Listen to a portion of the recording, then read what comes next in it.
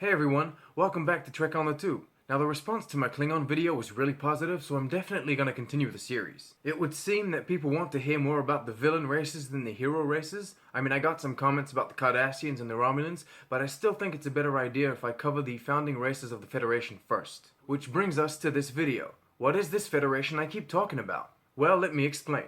The United Federation of Planets is one of the most important aspects of Star Trek. And what it is an interstellar federal republic. So a kind of space government, if you will, or a space alliance. An alliance that is huge. It encompasses many different races from over 150 different planets. It spans across over more than 8,000 light years. It was first mentioned in the original series, but really became important when the movies began. Okay, so to break this down for you as simply as possible, every planet that becomes a member of the Federation continues to govern themselves. They stay somewhat independent. They continue to abide by their own laws and respect their own customs and laws that are to be honored by all people that visit said planet. Of course, these same laws and customs and general ideology of the planet must not be in contradiction of the greater law established by the Federation Council. The Federation law is derived from quite a few documents, as you could imagine, the two main ones being the Charter of the United Federation of Planets and the Constitution of the United Federation of Planets. Now, in order for a planet to be accepted into the Federation, a few conditions apply. The main one being the candidate planet needs to have obtained a certain level of technological advancement, including spaceflight. More specifically, they need to be capable of faster than light travel. In Star Trek, that's warp drive or an equivalent. And of course, it's required that the candidate planet respect the rules and regulations that we just talked about. Star Trek canon hasn't gone into too much detail about what the Federation laws are, but if you want to learn about them, I'll leave some links in the description below. So it's all pretty standard, really. Once your race starts exploring the galaxy, you can join the Federation and be part of something greater. But what's the point?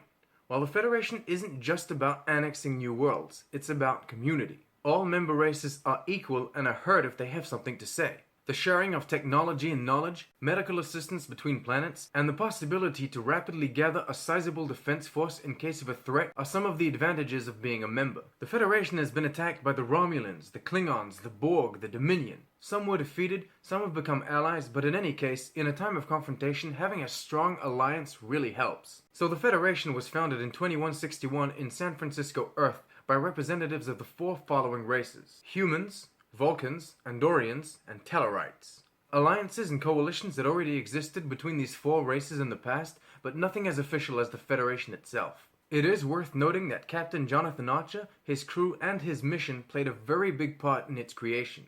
Now, even if opinions may vary when it comes to Star Trek Enterprise, I would definitely recommend watching it because of that. So over the years, the Federation grew, and many different branches or agencies were created. They all have their own purpose or speciality. We're talking diplomacy, science, military. Military is Starfleet, by the way. The common mistake is to believe that Starfleet and the Federation are the same thing. They're not. Starfleet is just the military branch of the Federation. Officially, it's for exploration and defense, and though yes, it still is the military branch. Other agencies include the Department of Cartography, the Archaeology Council, News Network, Terraform Command, etc.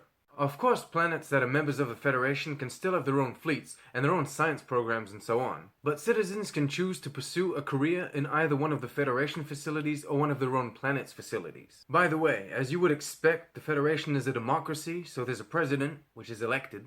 And so before we go on, let's listen to the official anthem, over a little montage of some of the presidents and important locations.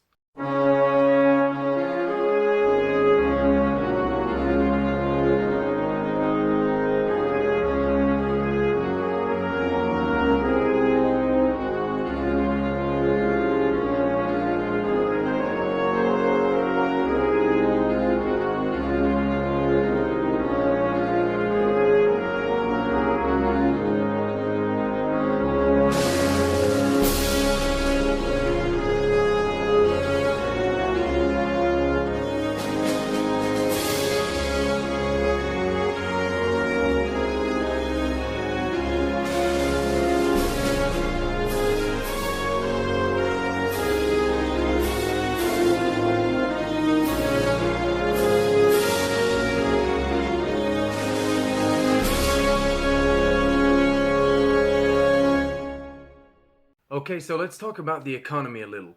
The Federation does have a form of currency, Federation credits. Now, in the world of Star Trek, as you may know, they have the power to replicate items, so you might be thinking money is worthless, but there still are a few reasons as to why you would need a form of currency. The first one being simply, not everything can be replicated, so certain items still have some value. The second one being, not every major race we know is part of the Federation, so when it comes time to break a deal with them, you're gonna need some form of currency. There you go, sweet and simple. That's pretty much everything you need to know about the Federation. Keep in mind though, in Star Trek we only see one side of the story. The Federation are the good guys trying to help, trying to explore, but it could be interesting to one day have a story from another race's perspective. The Federation could be perceived as an invasive threat to them. They impose their own laws on other worlds, colonize every rock they find, and prioritize protection and commerce with member planets. So what do you think? Is the Federation the interstellar federal republic they claim to be? Or is it just a big scam? What do you think, Bob? No, I'm just kidding. No one cares. I'm gonna finish this off by saying that the Federation is described as a peacekeeping and humanitarian armada by Captain Pike in the Kelvin timeline. It's a bit weird because it sounds like he's talking about Starfleet rather than the Federation itself, but I suppose that's just how he personally defines it. The Kelvin timeline and the Prime timeline federations on the whole seem to be pretty much the same thing. Okay, I hope this helped. Thank you very much for watching. Remember to like, subscribe, and as usual, live long and prosper.